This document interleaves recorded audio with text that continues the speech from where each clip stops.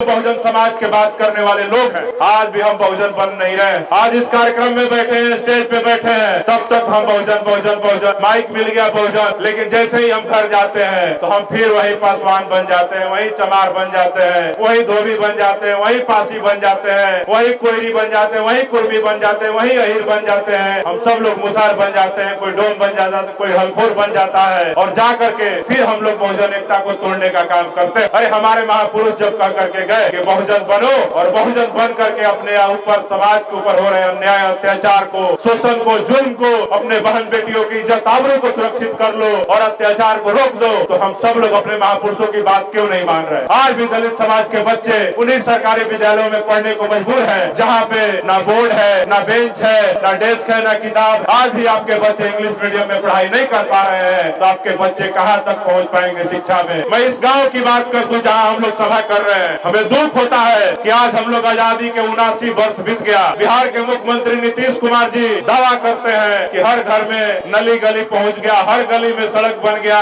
हर गली में खड़ेचा लग गया और हर घर में पानी पहुंच गया। लेकिन हमें दुख होता है कि इस गांव में ही कई मोहल्ले हैं जो हमारे समाज के लोगों के हैं, उन मोहल्लों का, गली का जो सड़क है वो मेन सड़क तक भी अभी नहीं जुड़ पा रहा है। तो ये सोचने का प्रश्न है कि अब तक हम लोगों ने जिनको जनप्रतिनिधि चुना है, जिनको विधायक बनाया है, जिनको मुखिया बनाया है, जिला पार्षद बनाया है, सांसद बनाया है, वो आजादी के 79 वर्ष बाद भी हमें इस हालत में छोड़ करके रखे हैं कि हम अपने ही गांव में अपने लिए अपनी सड़क भी नहीं बनवा सकते, अपने लिए गली भी नहीं बनवा सकते, अपने लिए नली भी नहीं बनवा सकते। तो इस गांव के सामंतवादियों को, जातिवादियों को भी मैं ये कहना चाहता हूँ कि तुम अगर आरक्षण का विरोध करते हो तो आरक्षण का विरोध करने से पहले एक बार तुम सोच लो कि तुम तो अपने गाँव में जब समानता की बात करते हो, बराबरी की बात करते हो, नौकरियों में, शिक्षा में, स्कूल में, कॉलेज में कहते हो कि आरक्षण हटा दिया जाना चाहिए और सबका लाइन एक कर दिया जाना चाहिए, तो तुम्हें सबसे पहले अपने आप से सवाल पूछना चाहिए इस गांव के जातिवादी, सामंतवादी मानसिकता के लोगों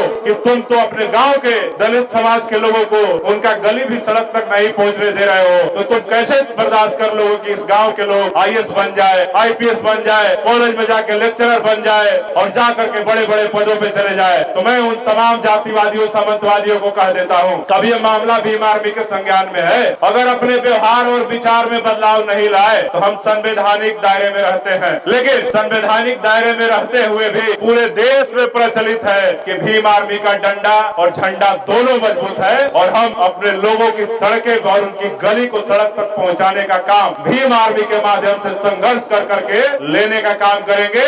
और गांव के जो लोग हैं, जो हमारे समाज के लोग हैं, जो बहुजन समाज के लोग हैं, आज भी उनको आजादी के 79 वर्ष पहले वाला जीवन जीने को जो लोग मजबूर करने को काम कर रहे हैं, उनसे अपने हक अधिकार के लिए संवैधानिक दायरे में रह करके संघर्ष किया जाएगा और अपना हक अधिकार छीनने का काम किया जाएगा। मैं उन सबको कह देना चाहता हूँ, मैं बहुजन समाज में जन्मे हुए तमाम संतों, गुरुओं और महापुरुषों को मैं नमन करता हूँ। उन तमाम महापुरुषों को जिन्होंने इस बहुजन समाज को सशक्त बनाने में समय समय पे जो योगदान दिया है, और उस योगदान के बदौलत आज हम सब लोग आज मजबूती के साथ खड़े हैं और हम लोग लड़ाई लड़ने का काम कर रहे हैं, संघर्ष करने का काम कर रहे हैं। उन सभी महापुरुषों को नमन करता हूं। और साथ में यहाँ पे दो तस्वीरें दिख रही है हमारे भीम आर्मी के दो नौजवानों का, एक हमारे मुजफ्फरपुर जिला के ही रहने वाले साथी अमर शहीद रोनोजीत जॉन का, और बगल के जिला वैशाली के रहने वाले हमारे बड़े भाई समान भीम आर्मी के मजबूत स्तंभ राकेश पासवान जी का मैं उन दोनों शूरवीरों को नमन करता हूं कि उन्होंने समाज के लिए लड़ाई लड़ते हुए अपने प्राणों की आहुति दे दी, लेकिन कभी भी समाज के सर को, कभी मान सम्मान को झुकने नहीं दिया। उन सबको भी नमन करता हूं। आज का ये जो कार्यक्रम है बहुजन भाईचारा सम्मेलन, इस कार्यक्रम का सार क्या है, इसके बारे में हमारे पूर्व के वक्ताओं ने बताया है कि बहुजन समाज को कैसे अनेक जातियों में बांटा गया और किस प्रकार से हमें अलग रहने के लिए अभी भी तमाम तरह का साजिश करके जातिवादियों के द्वारा, मनुवादियों के द्वारा, सामंतवादियों के द्वारा लगातार प्रयास किया जा रहा है कि जो बहुजन भाईचारा बन रहा है भीम आर्मी और आजाद समाज पार्टी के नेतृत्व में, उसको कैसे विखंडित कर दिया जाए। कुछ ऐसे लोग भी हैं जो हमारे समाज के भीतर भी हैं, कुछ हमारे संगठन के भीतर भी हैं, वो भी नहीं चाहते हैं कि बहुजन समाज का निर्माण हो। हमारे छोटे भाई जयप्रकाश ने बहुत अच्छी बात कही कि हम आज गर्व करने लगे हैं, कोई चमरान बनने में गर्व महसूस कर रहा है, कोई पासवान बनने में महसूस कर रहा है, कोई धोबियान बन रहा है, कोई कुर्मियान बन रहा है, कोई कोईरान बन रहा है, कोई अहिरान बन रहा है, और तमाम जातियों को लेकर के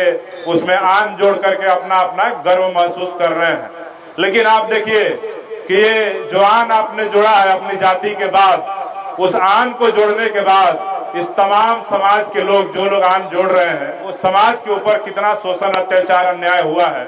उसका अंदाजा आप नहीं लगा सकते हैं। और ये दुख की बात यह है कि भोजपुरी के जो सिंगर हैं, वो लोग तो इतना घोर जातिवाद कर रहे हैं कि उनके चक्कर में आज समाज में ऐसा विद्वेष पैदा हो गया है कि गांव-गांव में गाना बजाने को लेकर के भी मारपीट हो रहा है। अगर पासवान का गाना बज रहा है तो अहिरान वाले पीट रहे हैं, चमरान का बज रहा है तो कुर्मियान वाले पीट रहे हैं, और तमाम जातियों का गाना बज रहा है, कहीं अहिरान का बज रहा है तो बबुआन लोग पीट रहे हैं। और अनेक जो लोग हैं, जो सामाजिक जो संरचना है, जो मनुस्मृति के द्वारा 4 वर्णों में बांट करके और फिर उसको 6743 से ज्यादा जातियों में बांट करके इनको अलग अलग विखंडित किया गया। ये आपस में भाईचारा पैदा करने के बजाय ये सब लोग अपने आप में शान, आन, बान की बात कर रहे हैं और आपस में ही लड़ रहे हैं, भिड़ रहे हैं। तो इन तमाम चीजों से बाहर निकलने के लिए भीम आर्मी इस देश में बनाया गया। आप सब देख लीजिए, पूरे देश के अंदर भीम आर्मी के ऐसे नौजवान हैं जो जाति नहीं देखते हैं, वो सिर्फ और सिर्फ जमात की बात करते हैं। हरियाणा में वाल्मीकि समाज की बेटी के साथ कुछ भी हो जाता है तो भीम आर्मी के नौजवान नीला झंडा डंडा लेके खड़ा हो जाता है। बिहार में चमार समाज की बेटी के साथ कुछ हो जाता है तो वही भीम आर्मी के नौजवान खड़े रहते हैं। बिहार में यादव समाज के भाइयों के साथ कुछ हो जाता है, कुर्मी समाज के बहनों के साथ हो जाता है, महिलाओं के साथ हो जाता है, या किसी अन्य भी समाज के साथ कोई भी दुर्घटना हो जाती है जिसको बहुजन समाज कहा जाता है, SC, ST, OBC, धार्मिक अल्पसंख्यक कहा जाता है, वहां पे भीम आर्मी के लोग आवाज बुलंद करने का काम करते हैं, उनके न्याय की लड़ाई लड़ने का काम करते हैं। लेकिन हमें दुख होता है कि अब तक हम लोगों ने जिनको चुन करके अपना रहनुमा चुना, बिहार में जिनको अपना नेता चुना, जिनको हर 5 साल पे हम लोग वोट दे करके सदन में भेजने का काम किए, वो हमारे और आपके दुख पे कहां नजर आते हैं। कल मैं समस्तीपुर में था, वहां पे हमारे दलित समाज के एक रविदास समाज की बेटी का सामूहिक दुष्कर्म करके और इतना गंदे तरीके से उस गांव में सिर्फ इसलिए अभी भी उस परिवार को धमकी दिया जा रहा है कि वो उस गांव में मात्र 4 घर है और वहां पे जो दुष्कर्म करने वाले लोग हैं वो धमकी दे रहे हैं, उनके परिवार के लोग धमकी दे रहे हैं कि FIR वापस ले लो, नहीं तो तुमको गांव खाली करा देंगे, जिंदा जला देंगे। इसीलिए बहुजन समाज भाईचारा सम्मेलन करने की आवश्यकता पड़ी। हम कल वहां गए थे, प्रशासन को 7 दिन का समय दिया। 16 तारीख की घटना है और उस घटना में 6 लोग मिल करके एक 17 साल की निरीह बच्ची के साथ इस प्रकार की घटना को अंजाम देते हैं, लेकिन अभी तक कोई भी अपराधी पकड़ा नहीं जाता। अब सोचिए कि वो अगर दलित समाज की बेटी, अगर चमार समाज की बेटी के बजाय अगर वो किसी ब्राह्मण समुदाय की, भूमिहार समुदाय की, राजपूत समुदाय की बेटी होती तो बताइए क्या 7 दिन में अभी तक अपराधियों की गिरफ्तारी होती या नहीं होती? बताइए आप सब, गिरफ्तारी होता कि नहीं होता? लेकिन दुख इस बात का है कि हमारे 6 सांसद हैं, 2 केंद्रीय मंत्री हैं, 38 विधायक हैं, बिहार में 6 कैबिनेट के मंत्री हैं, लेकिन हमारे समाज की बेटी पे इस प्रकार का दुराचार हो गया और उस घटना की चर्चा अभी पूरे बिहार में भी नहीं। जब मैं कल गया तो हमारे ही समाज के, हमारे भीम आर्मी के नौजवान जो अनेक जिलों में है, उस घटना को लेकर के पोस्ट कर रहे हैं, लिख रहे हैं और आवाज उठा रहे हैं। इसके पहले किसी को पता भी नहीं था। वहां पे सांसद भी दलित समाज की महिला है, लेकिन हमें दुख होता है कि उस महिला को अपने समाज की बेटी का दुख नहीं देखा गया और उससे मिलने भी नहीं गए। मैं जब पूछा कि बेटा तुमसे कोई मिलने आया है 7 दिनों में, तो बोला कि नहीं, कोई नहीं। हम बोले भाजपा वाला तो नहीं, जदयू वाला तो नहीं, राजद वाला तो नहीं, हम बोले कांग्रेस वाला नहीं, माले वाला नहीं, हम बोले जन सुराज वाला तो नहीं। अब सोचिए, उससे 7 दिन में बिहार के 7 पार्टी का हम नाम ले लिए, लेकिन कोई मिलने नहीं गया। तो सोचिए कि आपको आज क्या समझा जा रहा है। आपकी वास्तविक जमीनी हकीकत क्या है और आपके समाज में क्या भागीदारी है। ना टीवी में कोई खबर है, ना अखबार में खबर है, ना सोशल मीडिया में खबर है, ना नेताओं के जुबान पे खबर है और ना कहीं चर्चा है। तो यही हम सबको समझने की आवश्यकता है कि हम लोग अब तक जिसको नेता बनाए आए हैं वो सिर्फ और सिर्फ हमारे समाज को ठगने का काम करता है। हमारे समाज के वास्तविक मुद्दों से किसी को कोई मतलब नहीं है। मतलब उनको सिर्फ ये है, उनको पटना में आवास मिल जाए, पटना में ऑफिस मिल जाए, दिल्ली में आवास मिल जाए, दिल्ली में ऑफिस मिल जाए और उनका धन जो 1 करोड़ है वो 100 करोड़ कैसे हो जाए। सिर्फ और सिर्फ जिसको आप लोगों ने मजबूत किया है उनका ध्यान सिर्फ उस ओर है, न कि इस ओर कि ये समाज कैसे सुरक्षित होगा, कैसे इस समाज के लोग। मैं इस गांव की बात कर दूं जहां हम लोग सभा कर रहे हैं। हमें दुख होता है कि आज हम लोग आजादी के 79 वर्ष बीत गया। बिहार के मुख्यमंत्री नीतीश कुमार जी दावा करते हैं कि हर घर में नली गली पहुंच गया, हर गली में सड़क बन गया, हर गली में खड़ेचा लग गया और हर घर में पानी पहुंच गया। लेकिन हमें दुख होता है कि इस गांव में ही कई मोहल्ले हैं जो हमारे समाज के लोगों के हैं। उन मोहल्लों का गली का जो सड़क है वो मेन सड़क तक भी अभी नहीं जुड़ पा रहा है। तो ये सोचने का प्रश्न है कि अब तक हम लोगों ने जिनको जनप्रतिनिधि चुना है, जिनको विधायक बनाया है, जिनको मुखिया बनाया है, जिला पार्षद बनाया है, सांसद बनाया है, वो आजादी के 79 वर्ष बाद भी हमें इस हालत में छोड़ करके रखे हैं कि हम अपने ही गांव में अपने लिए अपनी सड़क भी नहीं बनवा सकते, अपने लिए गली भी नहीं बनवा सकते, अपने लिए नली भी नहीं बनवा सकते। तो इस गांव के सामंतवादियों को, जातिवादियों को भी मैं ये कहना चाहता हूँ कि तुम अगर आरक्षण का विरोध करते हो तो आरक्षण का विरोध करने से पहले एक बार तुम सोच लो कि तुम तो अपने गांव में जब समानता की बात करते हो, बराबरी की बात करते हो, नौकरियों में, शिक्षा में, स्कूल में, कॉलेज में कहते हो कि आरक्षण हटा दिया जाना चाहिए और सबका लाइन एक कर दिया जाना चाहिए, तो तुम्हें सबसे पहले अपने आप से सवाल पूछना चाहिए इस गांव के जातिवादी, सामंतवादी मानसिकता के लोगों कि तुम तो अपने गांव के दलित समाज के लोगों को उनका गली भी सड़क तक नहीं पहुंचने दे रहे हो, तो तुम कैसे बर्दाश्त कर लोगे कि इस गांव के लोग IAS बन जाए, IPS बन जाए, कॉलेज में जाके लेक्चरर बन जाए और जाकर के बड़े बड़े पदों पे चले जाए। तो मैं उन तमाम जातिवादियों, सामंतवादियों को कह देता हूं, कभी यह मामला भीम आर्मी के संज्ञान में है। अगर अपने व्यवहार और विचार में बदलाव नहीं लाए तो हम संवैधानिक दायरे में रहते हैं, लेकिन संवैधानिक दायरे में रहते हुए भी पूरे देश में प्रचलित है कि भीम आर्मी का डंडा और झंडा दोनों मजबूत है और हम अपने लोगों की सड़कें और उनकी गली को सड़क तक पहुंचाने का काम भीम आर्मी के माध्यम से संघर्ष कर करके लेने का काम करेंगे। और इन गांव के जो लोग हैं, जो हमारे समाज के लोग हैं, जो बहुजन समाज के लोग हैं, आज भी उनको आजादी के 79 वर्ष पहले वाला जीवन जीने को जो लोग मजबूर करने को काम कर रहे हैं, उनसे अपने हक अधिकार के लिए संवैधानिक दायरे में रह करके संघर्ष किया जाएगा और अपना हक अधिकार छीनने का काम किया जाएगा। मैं उन सबको कह देना चाहता हूं, हमारे भाई कह रहे हैं इस मुजफ्फरपुर जिले में आजादी के 79 वर्ष बाद भी एक जाति विशेष के नाम पे कॉलेज है, भूमिहार ब्राह्मण कॉलेज, और इसका विरोध अब तक किसी नेता ने, किसी विधायक ने, किसी सांसद ने, बिहार के मुख्यमंत्री भी यहाँ आते होंगे, उनके भी संज्ञान में होगा, क्योंकि उनके ही दुलरुआ लोग यहाँ पे सांसद और विधायक बहुत ज्यादा संख्या में है। मेरे समाज के भाइयों, मेरे माताओं, मेरी बहनों, मेरे बुजुर्गों, मैं आप सबको कह देना चाहता हूँ, माननीय कांशीराम साहब एक लाइन कहा करते थे, मैं उस लाइन को दोहराना चाहूंगा, आपका समाज अपमानित होगा,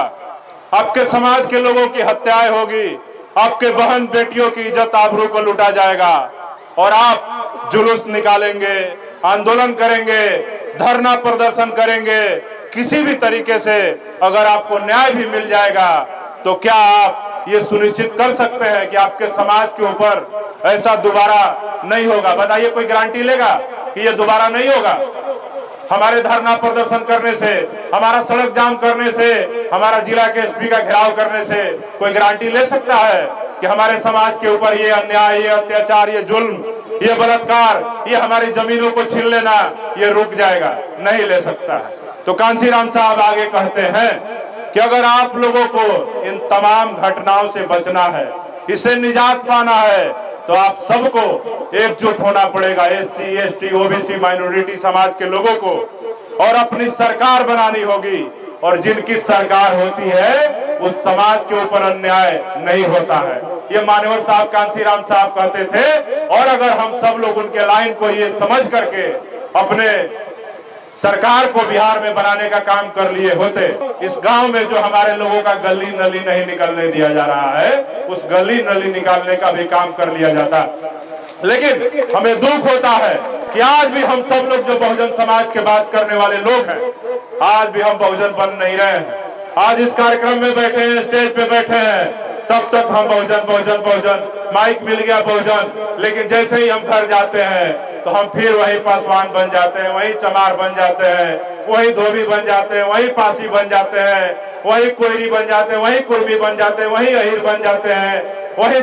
तमाम जातियों के लोग, हम सब लोग मुसार बन जाते हैं, कोई डोम बन जाता है, कोई हलखोर बन जाता है, और जा करके फिर हम लोग बहुजन एकता को तोड़ने का काम करते हैं। अरे हमारे महापुरुष जब कह करके गए कि बहुजन बनो, और बहुजन बन करके अपने ऊपर, समाज के ऊपर हो रहे अन्याय, अत्याचार को, शोषण को, जुल्म को, अपने बहन बेटियों की इज्जत आबरू को सुरक्षित कर लो और अत्याचार को रोक दो, तो हम सब लोग अपने महापुरुषों की बात क्यों नहीं मान रहे? आज मैं आप सबके बीच कहना चाहता हूँ, हमारे भाई रोशन चौधरी ने कहा कि भीम आर्मी के माध्यम से हम सबको सरकार से मांग करना चाहिए कि रामविलास पासवान जी को भारत रत्न दिलवाया जाए। हम कह देते हैं कि भाई सरकार हमारा नहीं है, लेकिन जिस दिन नरेंद्र मोदी जी को, भाजपा की सरकार को लगेगा कि रामविलास पासवान को भारत रत्न देने से बिहार का दलित समाज हमारे साथ जुड़ जाएगा, वो उस दिन उसको भारत रत्न देने का काम करेंगे। लेकिन हम कह देना चाहते हैं कि अगर भारत रत्न लेना नहीं है, मांगना नहीं है, भारत रत्न छीनना है, तो मैं आप सबको कह देना चाहता हूं कि बहुजन समाज के लोगों, भाईचारा पैदा करो और भाईचारा बना करके हमारे महापुरुषों के लिए भारत रत्न छीनने का काम करो। बिहार के सत्ता पे अपने बहुजन भाई को बैठाने का काम करो, किसी भीम आर्मी के नौजवान को बैठाने का काम करो, फिर रामविलास पासवान जी को भी भारत रत्न दिया जाएगा और उनके लिए आवाज बुलंद किया जाएगा। जगजीवन राम जी को भी भारत रत्न दिया जाएगा, उनके लिए आवाज बुलंद किया जाएगा। और जगदेव प्रसाद कुशवाहा जी, जिनके बेटा अभी 4 दिन पहले भाजपा में विलीन हो गए हैं, उनके लिए भी भारत रत्न का मांग किया जाएगा। और जिस जिस महापुरुषों का नाम लेंगे उन सब के लिए भारत रत्न का आवाज को बुलंद किया जाएगा और केंद्र की सरकार को मजबूर किया जाएगा कि हमारे महापुरुषों को भारत रत्न दे। हम तो मांग करते हैं कि तमाम जो महापुरुष तस्वीरों में लगे हुए हैं, उन सभी महापुरुषों को सरकार भारत रत्न दे दे। लेकिन हमारे मांग करने से, आपके मांग करने से भारत रत्न नहीं मिलने वाला है। भारत रत्न तब मिलेगा जब आप बिहार में भीम आर्मी के नेतृत्व वाली आजाद समाज पार्टी की सरकार बनवा दो, उत्तर प्रदेश में आप आजाद समाज पार्टी की सरकार बनवा दो, 2-3 राज्यों में बहुजन समाज मिलकर के आजाद समाज पार्टी की सरकार बनवाने लगेगा, तो मैं दावे के साथ कह सकता हूं कि ये सरकार जो नरेंद्र मोदी भाजपा एनडीए की सरकार है, वो खोज खर्च करके आपके लोगों से पूछेगी आपके महापुरुष कौन कौन है, आप उनके नाम बताइए, हम उनको भारत रत्न देने का काम करेंगे। तो मेरे बहुजन समाज के लोगों, मैं आप सबसे यही कह करके विदा लेना चाहता हूं और धन्यवाद करना चाहता हूं कि जो बहुजन समाज का भाईचारा सम्मेलन हमारे भीम आर्मी और आजाद समाज पार्टी के मुजफ्फरपुर जिला इकाई की तरफ से बुलाई गई है, इस कार्यक्रम का सफलता तभी माना जाएगा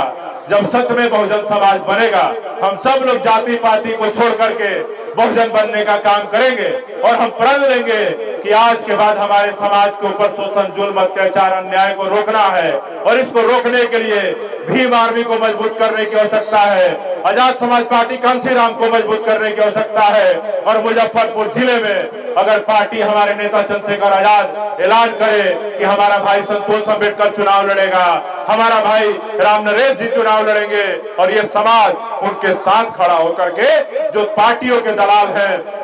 उनका साथ छोड़ करके, जिनको अब तक आप विधायक सांसद बनाते आए हैं, उनका साथ छोड़ करके आप संतोष अम्बेडकर का, राम नरेश राम का, शुभम का, रोशन चौधरी का, आलोक भाई का अगर हाथ को मजबूत करेंगे, हमारे छोटे भाई काफी देर से एंकरिंग कर रहे दीपक कुमार का अगर अपने हाथ को मजबूत करने का काम करेंगे, तो मैं दावे के साथ कह रहा हूं कि ये बिकने वाले लोग नहीं है, ये झुकने वाले लोग नहीं है, ये रुकने वाले लोग नहीं है। और आपने देखा होगा कि मुजफ्फरपुर जिले में जब भी कहीं शोषण, जुल्म, अत्याचार, अन्याय होता है, कोई आता है नहीं आता है, कोई विधायक, कोई सांसद, कोई और जनप्रतिनिधि आए या ना आए, जो तमाम समाज का रहनुमा है आए या ना आए, ये लोग वहां जरूर पहुंचते हैं कि नहीं पहुंचते हैं। तो मैं आप सबको यही कहना चाहता हूं कि भीम आर्मी और आजाद समाज पार्टी को मजबूत करिए और आने वाले 2025 का जो विधानसभा चुनाव 1 महीने के बाद प्रचार प्रसार शुरू होने वाला है, उस चुनाव में इस जिले से अगर आपने एक भी विधायक, आप सबने पूरा जिला कमेटी ने ताकत लगा करके अगर एक भी विधायक बना दिया, तो मैं दावे के साथ कहता हूं कि इस जिले से बहुजन समाज के ऊपर हो रहा शोषण, जुल्म, अत्याचार, अन्याय, उस पर रोक लग जाएगा और उस आपके समाज को कोई भी हीन भावना की नजर से नहीं देख पाएगा और वही विधायक जाकर के विधानसभा में आवाज उठाएगा कि आजादी के 79 वर्षों बाद भी क्यों नहीं रघुनाथपुर में हमारे लोगों का गली नली सड़कों तक पहुंच पाया, क्यों नहीं आज वो मुख्य धारा के जीवन जी पा रहे हैं। इस बात को अगर आप नहीं समझेंगे तो फिर आपके जीवन में कोई नेता आकर के बदलाव नहीं कर सकता है। आपके जीवन में वही नेता आएगा जो आपके नाम पे, आपके जात के नाम पे आपसे वोट मांगेगा और आकर के लोक लुभावने प्रचार प्रसार करेगा। आज भी बिहार की जो बुनियादी मुद्दों की बात कर दिया जाए तो आज भी सड़कों का जाल दलितों के मोहल्लों तक नहीं पहुंच पाया, उनके गांवों तक नहीं पहुंच पाया है। आज भी दलित समाज के बच्चे उन्हीं सरकारी विद्यालयों में पढ़ने को मजबूर है जहां पे ना बोर्ड है, ना बेंच है, ना डेस्क है, ना किताब है, ना कलम है, ना वहाँ पे प्रोजेक्टर से पढ़ाई की जा रही है। आज भी आपके बच्चे इंग्लिश मीडियम में पढ़ाई नहीं कर पा रहे हैं तो आपके बच्चे कहाँ तक पहुँच पाएंगे शिक्षा में। इस कार्यक्रम में हमारी बड़ी बहन रिंकू देवी जी भी मौजूद है, मैं उनका भी धन्यवाद करता हूँ कि वो हमेशा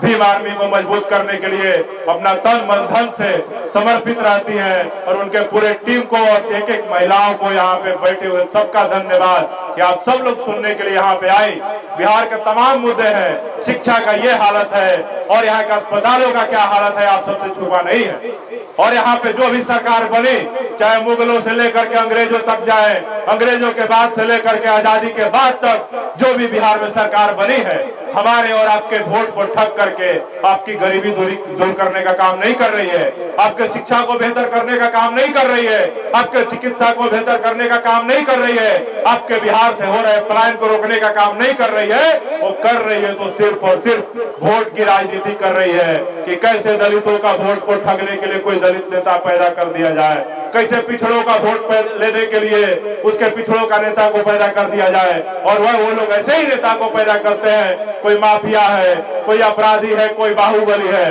कोई एक नेता बता दीजिए, चाहे वो कोई भी आप पार्टी की बात कर ले जिसमें माफियाओं का भर्ती नहीं है, बाहुबली नहीं है, उसमें गुंडे नहीं है, चोर उचक्के नहीं है। बिहार में एक नेता है बिला गमछी लेके घूम रहे हैं जनसुराज वाले, उनसे सवाल पूछिए, वो कहते थे कि शिक्षित लोगों को टिकट देंगे। आप देखिए उनके किसको टिकट बांटे हैं। पिछला उपचुनाव उन्होंने लड़ा, इमामगंज में एक मैट्रिक फेल झोला छाप डॉक्टर को टिकट दे दिया, तरारी में इंटर फेल एक महिला को टिकट दे दिया, रामगढ़ में एक ऐसे व्यक्ति को टिकट दे दिया जो 10वीं पास भी नहीं था और वो कहते हैं कि हम बिहार की शिक्षा को बेहतर करेंगे, हम पढ़े लिखे लोगों को टिकट देंगे। और ऐसे एक नफरती को अभी अपने पार्टी में ज्वाइन कराया जो सोशल मीडिया यूट्यूब के माध्यम से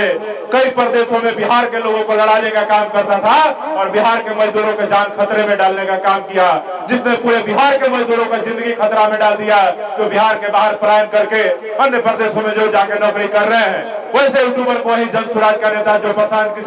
किशोर बिहार बदलने की बात करता है, वो अपने पार्टी में शामिल कराता है, उसकी पार्टी में भी बाहुबली शामिल होने लगे हैं, उसकी पार्टी में भी धन्ना सेठ शामिल होने लगे हैं, उसके पार्टी में भी माफिया शामिल होने लगे हैं। इससे प्रतीत होता है कि प्रशांत किशोर भी बिहार बदलने की बात नहीं कर रहा है, आपकी गरीबी दूर करने की बात नहीं कर रहा है। प्रशांत किशोर बिहार के हर प्रमंडल में एम्स बनवाने की बात नहीं कर रहा है, प्रशांत किशोर यहाँ पे बेहतर शिक्षा बनवाने की बात नहीं कर रहा है। वो सिर्फ और सिर्फ किसी भी लोक लुभावने वादे करके, पैसा के सहारे आपके वोटों को ठग करके, जो आजादी के और सरकार अभी 30-32 सालों से जो बिहार में सवर्णों का सरकार नहीं बना है, उसी छटपटाहट में सवर्णों की सरकार बनाने के लिए लोक लुभावने वादे करके बिहार में सवर्णों की सरकार बनाने के लिए आप सबके बीच में आकर के आप सबको भरमाने का काम कर रहा है। मैं ये भी कहूंगा बहुजन समाज के लोगों कि आप ठीक है लालू जी से नाराज हैं, नीतीश कुमार से नाराज हैं, लेकिन नाराजगी का मतलब ये भी नहीं होना चाहिए कि आप जो आपके ऊपर सदियों से जुल्म करने वाले लोग हैं, उस जन सुराज के मुखिया से पूछा जाना चाहिए कि तुम्हारा परमेश्वर मुखिया पे क्या स्टैंड है, जो इस देश में नहीं इस बिहार के अंदर दलितों पिछड़ों का नरसंहार करवाने वाला है। उस परमेश्वर मुखिया पे तुम्हारा क्या स्टैंड है? बिहार में लगातार दलितों के ऊपर शोषण जुल्म अत्याचार हो रहा है, तुम्हारा जन सुराज का क्या स्टैंड है? तुम मीडिया में कितनी बार समस्तीपुर की बेटी के लिए आवाज उठाए हो, मुजफ्फरपुर की बेटी के लिए आवाज उठाए हो? जब आवाज नहीं उठाए हो तो हम तुमको वोट क्यों देंगे? हमारे भी समाज के कई लोग जिनको विधायक बनने की हड़बड़ी है, थोड़ा बहुत पैसा हो गया है, कोई पेट्रोल पंप का मालिक है, कोई गैस एजेंसी का मालिक है, कोई जमीन माफिया है, वो लोग भी जन सुराज की सदस्यता ले रहे हैं, जिनको समाज में कोई पूछने वाला लोग नहीं है, और वो भी आएंगे आपके बीच में वोट मांगने के लिए। ऐसे लोगों से भी आप सबको सावधान रहने की जरूरत है। अगर आप सावधान नहीं हुए तो हमारे संतोष भाई ने सही कहा था कि आपके अपने वोट का रक्षा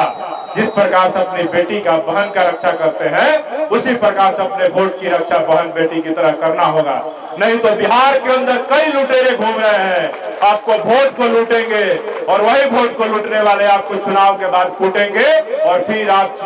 बेमियाते रह जाइएगा, चिल्लाते रह जाइएगा। उस समय कोई नजर नहीं आएगा। तो वही भीम आर्मी के नौजवान चुनाव के पहले भी आपके साथ खड़े हैं, चुनाव के बाद भी खड़े रहेंगे। और यही भीम आर्मी और आजाद समाज पार्टी का नेता चंद्रशेखर आजाद हो, विनय रतन सिंह जी हो, कमल सिंह वालिया जी हो, या बिहार के मुजफ्फरपुर की टीम हो, या प्रदेश की टीम हो, यही लोग नजर आएंगे, बाकी दूसरा कोई नजर नहीं आएगा। तो मैं बहुजन समाज के लोग यहाँ पे आज मौजूद, मैं आप सबका तहे दिल से धन्यवाद करता हुए और धन्यवाद करते हुए अपनी बात को खत्म करता हूँ। और मैं उम्मीद करता हूँ कि आने वाले चुनाव में 2025 के चुनाव में भीम आर्मी और आजाद समाज पार्टी को मजबूत करने का काम आप सब करेंगे। आप सब लोग एक बार हाथ उठा करके बताइए, भीम आर्मी आजाद समाज पार्टी को मजबूत करेंगे कि नहीं करेंगे? जोरदार नारा लगाइए एक बार, जय जय जय जय जय भीम, जय जय जय जय जय भीम, भीम आर्मी जिंदाबाद, आजाद समाज पार्टी जिंदाबाद, केतली छाप जिंदाबाद, चंद्रशेखर आजाद जिंदाबाद, मुजफ्फरपुर की जनता जिंदाबाद। बहुत बहुत धन्यवाद। जय भीम, जय मंडल, जय जोहार, जय बिहार।